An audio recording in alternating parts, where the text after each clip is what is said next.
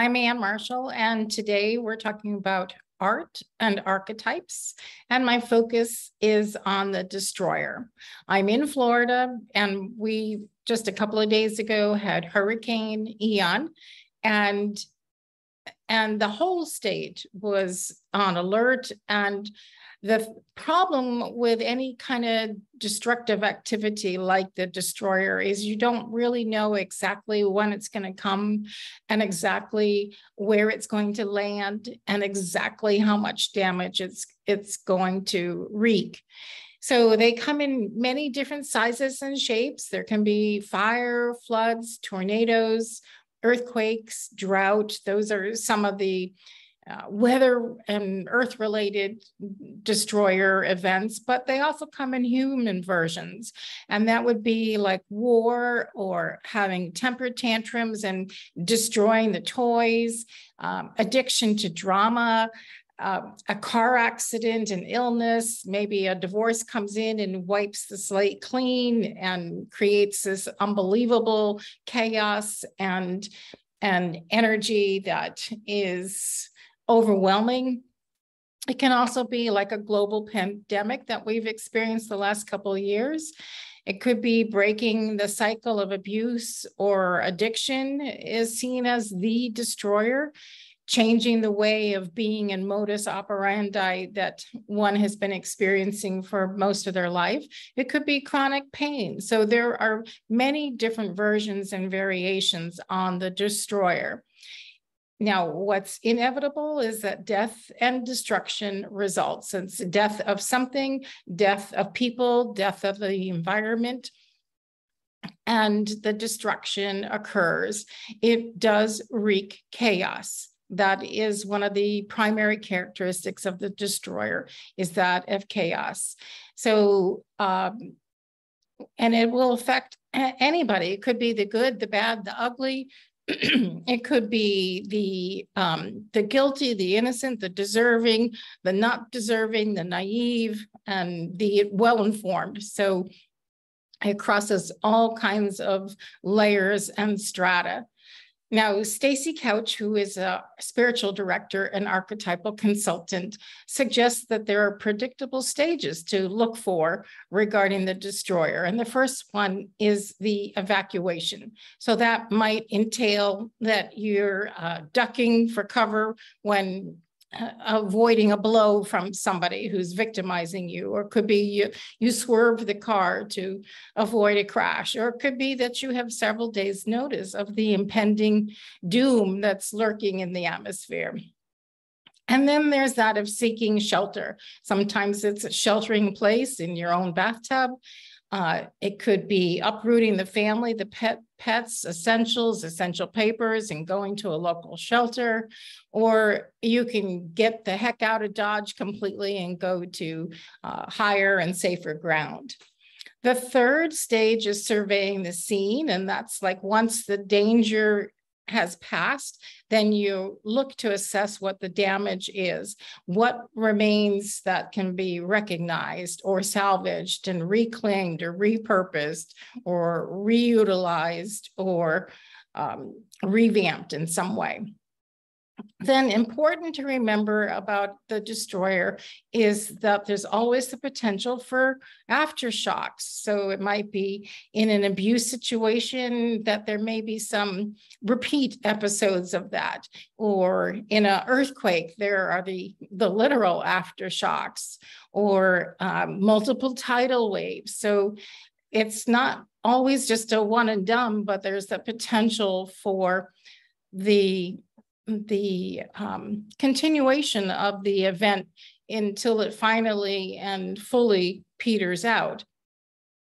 And that's a difficult time to work with, because after the main event or the initial event, we're looking desperately to restore normality and what's familiar to us. And so we might be too soon to go back, and there's still some possible danger there.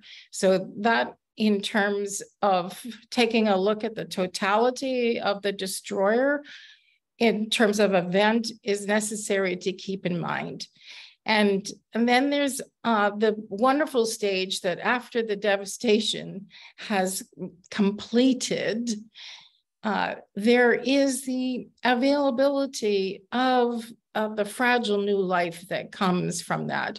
So it might be that a baby deer survives, whereas the mother doesn't, or that the fires come through, and then the seed pods take sprout in this lush, new fertile earth that's available. So metaphorically, I want you to think about what it is that needs to be destroyed in your own life in order to pave the way for what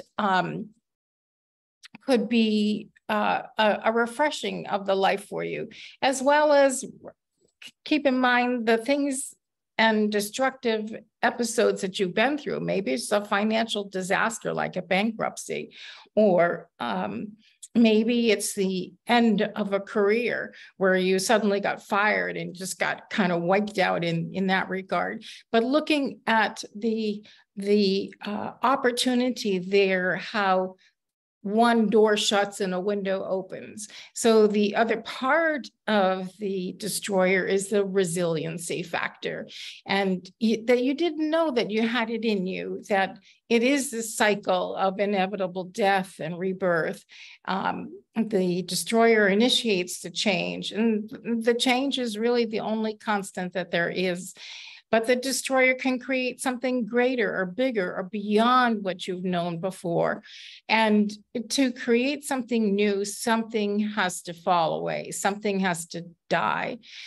Now, also keeping in mind how you might be the destroyer and participating in some aspects of that with your own behavior. Like, do you come in as a raving lunatic at the end of the workday and kind of creating chaos in your home environment, kind of taking it out on other people when it doesn't have anything to do with them? Or do you deliberately pull the rug out for people that you may not like or care for? And we can also look at how the destroyer can affect the environment, like pillaging, or where we're raping the environment, for lack of a better term, for its natural resources and stripping it clean and cutting down the trees and destroying the environment that the animals live in. Or maybe it's a revolt against an established system or a limiting thought pattern. So even examining within your own self what the motivation might be when you exhibit behavior of the destroyer, and look to see whether that's on the light side of the light shadow spectrum or the darker, more shadow side, and looking at that. So that kind of brings me to Carolyn Mace's card. And this is her card of the destroyer. I'm always interested in the images. And so here she's got an earthquake, or no, I guess it's a volcanic eruption. And we know that soil is very, can really be very fertile after a volcanic eruption. And she says the light attributes are releasing what is potentially destructive. So letting go and giving that energy away and preparing for new life. So there's that constant birth and death and recycling sort of paradox that occurs. And in the shadow, she indicates that the attributes are intoxication with destructive power and destroying others' dreams or potential. So there may be a wet blanket in your circles who comes in and just with the poof of a magic wand can deflate your dream or your hopes. And that could be seen as a destroyer. Another deck of cards that I like is this, and this is by Kim Kranz. And so she has these eyes, these beautiful eyes. I'm not sure if it's a bird or animal, it doesn't really matter. But she also has this wonderful little book as well. that comes with hers. And I just want to read you something from it, that in terms of the destroyer, it's that part of us that wants things to end. So that's interesting too, to take a look at where you unconsciously or consciously want to take on that change and wipe the slate clean with a new, fresh beginning. And she says, in the light, it's that swift and precise blow that redirects our life. So that's like the car crash that comes in and all of a sudden everything is changed. But on the dark or shadow aspect, it's that self-destruction, negativity. How are you a destroyer to yourself? How are you kind of pulling the rug out from your highest potential and that unwillingness to rebuild? And because I love the whole aspect of the art and the archetypes, there's this great quote from Picasso that she included that says, every act of creation is first of all an act of destruction. That's pretty powerful. I'm going to read that again. Every act of creation is first of all an act of destruction. So how could that relate in your life?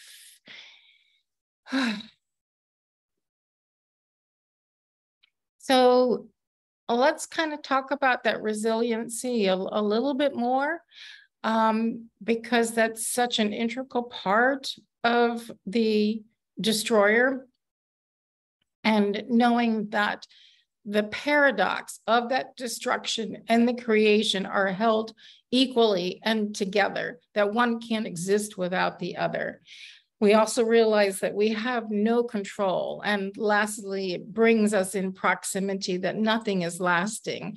So all the material belongings and possessions that we acquire through life can be wiped out in just a split second. And in the end, they're meaningless. They don't hold the value. What is of value is what's inside. It's part of the soul self that's really of value. And I think that's the beauty of the destroyer, is that it really points to, even though that initial shock can be paralyzing and maybe defeating, but getting past that and recognizing that, as my husband says, it's often just stuff, S-T-U-F, I spell it that way, as a 4-letter word, then we realize that we can learn to rebuild a more authentic foundation, that we can learn to value really living in the moment, really living authentically, and really understanding that all material possessions are honestly an illusion, can be swept away in an instant. And as my mentor, Joe Stumpf, says, we all have within us a rebuilder. So I invite you to take a look at the rebuilder in you, i.e. the destroyer. How can you hold both parts of those? And where does the highest and fullest potential lay? And what dreams are meant for you to put in place with the cleaning out of a slate to start afresh and anew? So with that in mind, please like and subscribe to my channel and go to my blog for other blogs on other archetypes and the website for art. So all things art, archetype, and ancient wisdom. Have a great day.